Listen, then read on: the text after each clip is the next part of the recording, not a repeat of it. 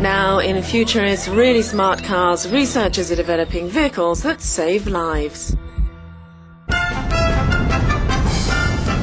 Every year, the Bibendum Challenge brings cars of the future together in a series of races. It's a lot of fun, but it's also a chance to compare new technologies. Some of the vehicles doing battle in the French capital Paris this year are prototypes equipped with highly sophisticated technology that could save many, many lives. With an ever-increasing number of vehicles on the road, the need to make them safer is more and more apparent. Around 50,000 people are killed in the European Union every year, a number that Brussels wants to halve by 2010 with the help of new technology. It's drivers like Frédéric Blanc that new safety features will help in particular. The Frenchman's still haunted by a serious accident he had 2 years ago.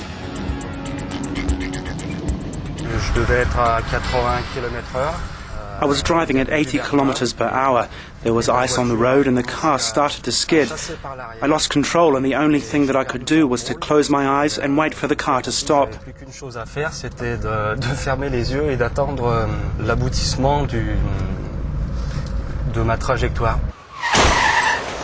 Fortunately, a safety belt and airbag saved Frédéric from any serious injury. But in the future, it's hoped technology will be able to help prevent such accidents happening at all. Distance and parking sensors already feature in many modern cars and lorries to assist the driver. Researchers now want to make the vehicle itself more intelligent and aware of what's happening around it, explains Maxime Flamand from the Car Industry Association Ertico in Brussels. They have to understand that there is a critical situation.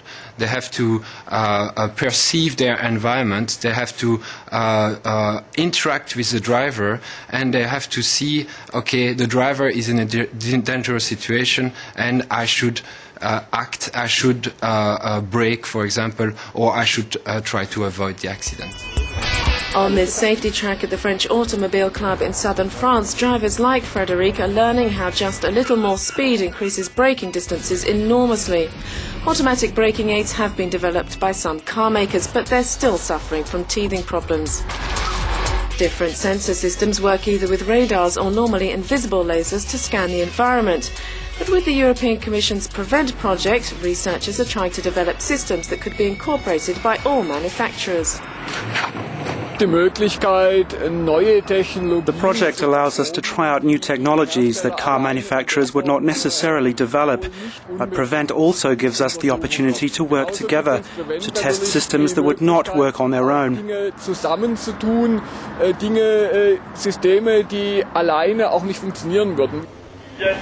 Together with Flamand in Brussels, German telematics expert Matthias Schulze is coordinating a number of different projects in a Europe-wide network of developers, including the car industry and research institutes. In Athens, Angelos Amditis and his team are working on smarter software programs that could improve the performance of safety systems, like automatic braking or lane-keeping assistance. Key to all this is enabling the car to understand what's going on around it and react in the right way, like warning the driver in case of a dangerous situation. So Amditis and his team of engineers are developing sophisticated software to teach the car to recognize its environment. They are changing their position very fast. So if you are in a local area where you have a number of different cars, changing directions, changing positions, having different speeds, then you need to have a way to localize these cars in a very accurate way, very fast.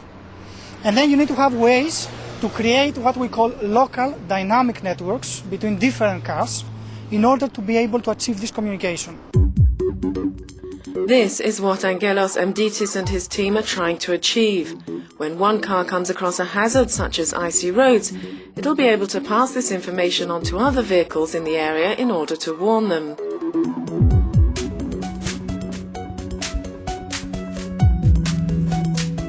In these local dynamic networks, cars and lorries will also recognize construction sites or other obstacles and communicate them wirelessly to other cars. The aim is that eventually the elements of these systems will interact intelligently with each other, whatever make of car you're driving.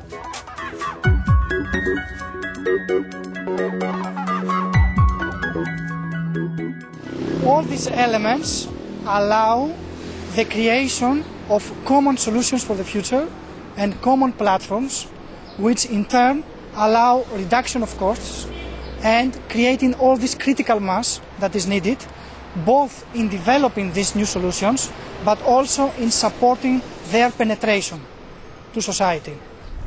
And Ditis is optimistic that his vision will become reality in the not-too-distant future. His hometown Athens has experienced a traffic revolution in the past few years with major investment. This has turned round a city that was once notorious for its smog and traffic chaos. And in the future, more intelligent systems will help to save more lives in Europe and worldwide. What you need in this area, you need really new advanced human-machine interaction systems, as we call them, which are capable of managing all this information and decide when, which information and how this information can be presented to the driver. Unlike existing dumb electronic systems that sometimes annoy and distract drivers, the virtual co-drivers of the future will only intervene in case of a possible danger. But such human-machine interaction requires highly sophisticated technology. Night vision, for example, is nothing new, but in regular vehicles it only makes sense when the electronic assistant works intelligently in the background. It should only interact with the driver when the situation appears to be getting out of control, like when vigilance devices warn drowsy drivers of their tiredness.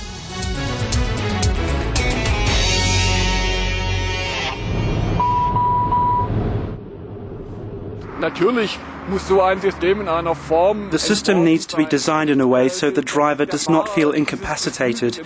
Ideally, he or she should not even be aware of it working in the background. In the meantime, Frederic will have to make do with improving his skills within the safety of the automobile club. What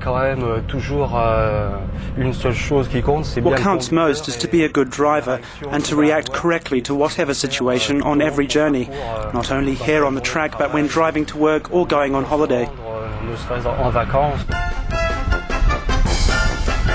And that's vital. Even when the current technologies under development make it off the test track and onto real roads, good driving skills will still be the most important factor in making it safer.